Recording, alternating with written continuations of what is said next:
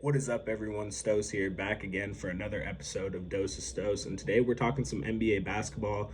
I wanted to dive into the whole Portland Trailblazers saga and the Damian Lillard trade and kind of just give my thoughts on how all the teams in the trade kind of came out of it. I wanted to dive into some of the contenders this upcoming season and really just break down some of these trade details. So, if a lot of you guys didn't know, a lot of NBA fans expected Damian Lillard to get traded to the Miami Heat.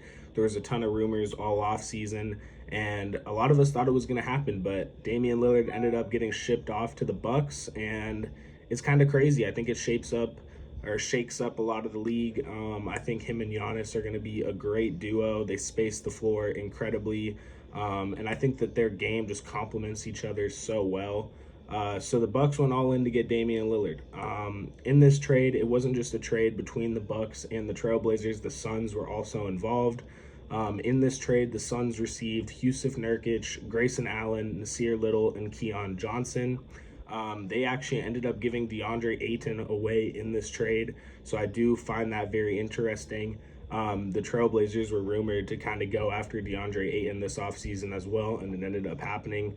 The Trailblazers, in exchange for Damian Lillard, they received DeAndre Ayton, Jrue Holiday from the Milwaukee Bucks, Tumani Kamara, I think I'm saying that right. I hope I am, and a 2029 first round pick, and I believe a pick swap as well. So a crazy trade, a whole lot of assets in that trade. Kind of just breaking it down team by team. I think the Suns, okay, I will say this first of all. I think all these teams won in this situation, actually. I think that this is one of those rare trades where you can like confidently say like, okay, all the teams got back what they were looking for. When you look at the Suns, first of all, they got Jusuf Nurkic, a big man to replace Ayton that fits alongside the players that are already in their starting five. They also got Grayson Allen, Nasir Little, Keon Johnson. These are all good role players that they need off of their bench. That's the one thing I think the Suns have been lacking the most, and that's just depth. They have a ton of star power, but their bench is really weak, and I think getting rid of DeAndre Ayton, a player who's had some turmoil in that organization, and getting some key role players and pieces back is huge for them. So I think the Suns definitely won on their side of the trade. Looking at the Trailblazers, I mean, you got to trade Damian Lillard within the next season or two if you want to get the value or all the value that you can for him. And I think they did that. They got DeAndre Ayton, a good big man who can fit well in Portland. They got Jrue Holiday. They got Tumani Kamara, and they got a 2029 first-round pick and a pick swap. So a lot of assets for Damian Lillard. I mean, DeAndre Ayton, a good center. Jrue Holiday, an all-star, one of the best perimeter defenders in the league. And the Bucks got their next superstar to help keep Giannis in Milwaukee, and I think that's huge for all those teams. And if you guys didn't hear, Jrue Holiday actually is no longer even a Trailblazer. The Trailblazers went and they flipped him and got even more young assets.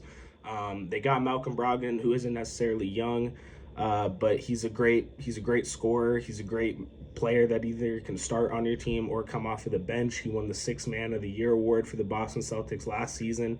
And they also got another great big man, Robert Williams III from Boston, a great interior defender, can go up for lobs, get a bucket, get a putback.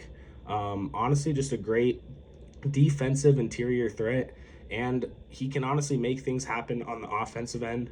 And I think that's huge for the Trailblazers. They lost Jrue Holiday, of course, the player that they traded for from the Bucks, but I don't think the Trailblazers ever really intended on holding on to him. He kind of doesn't fit their timeline in terms of age, and on top of it, I think they could have got some better assets along with it. And the Boston Celtics, they went after Jrue Holiday. They went all out. I think the Celtics realized when the Bucks acquired Damian Lillard that they needed to make another move in order to really feel comfortable with being able to compete with that team. And I think if you asked a lot of fans around the league, the Bucks and the Celtics are by far the two favorites coming out of the Eastern Conference.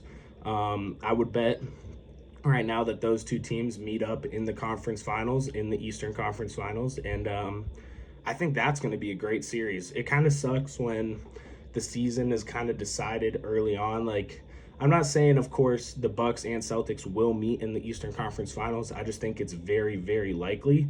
And I understand why that could suck for some fans because they feel like they already know the outcome of this upcoming season. But I do personally think that there's a lot of fun things to look forward to this year.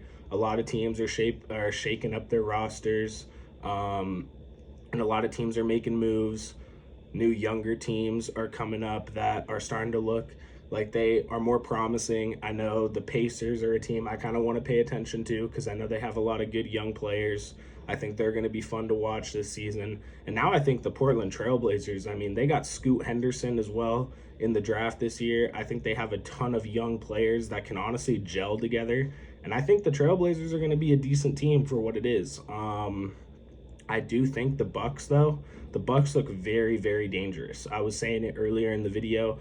I think that Giannis and Dame just complement each other so well. I think Dame was asked either last season or 2 seasons ago, like what superstar player he thinks would give him the best chance to win a ring, and he said Giannis, and I don't disagree with him. I mean, a lot of times when we see superstar players team up or get teamed up with, a lot of times we don't see a guard and a center, for example, or a guard and a power forward that are just both so dominant.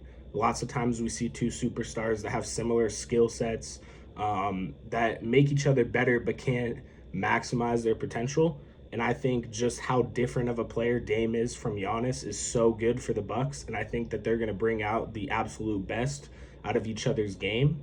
I think the Celtics, on the other hand, look really dangerous as well. I mean, they got rid of Marcus Smart in the beginning of the season, or in the beginning of the off season, and they went out and got Jrue Holiday, who's arguably one of the other best perimeter guard defenders in the NBA. So I think they replaced their Marcus Smart. They got a player that can score more efficiently in Holiday.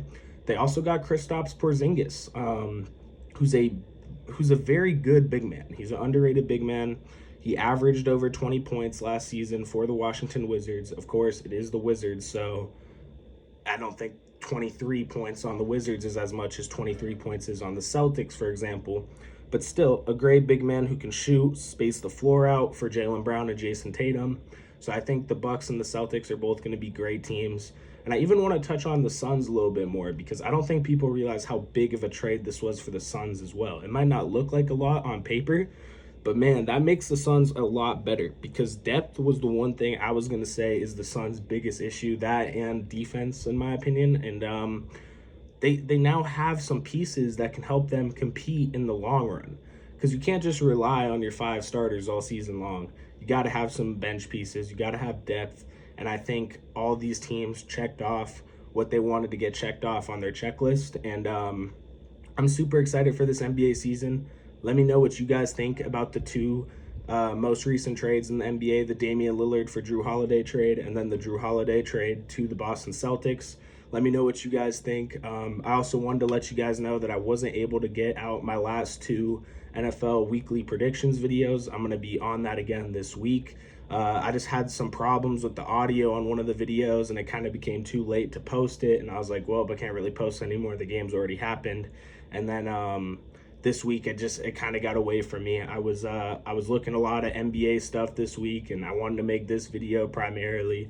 So let me know what you guys think about the Dame trade, who you guys think are going to meet in the Eastern and Western Conference Finals, and give me your finals prediction as well.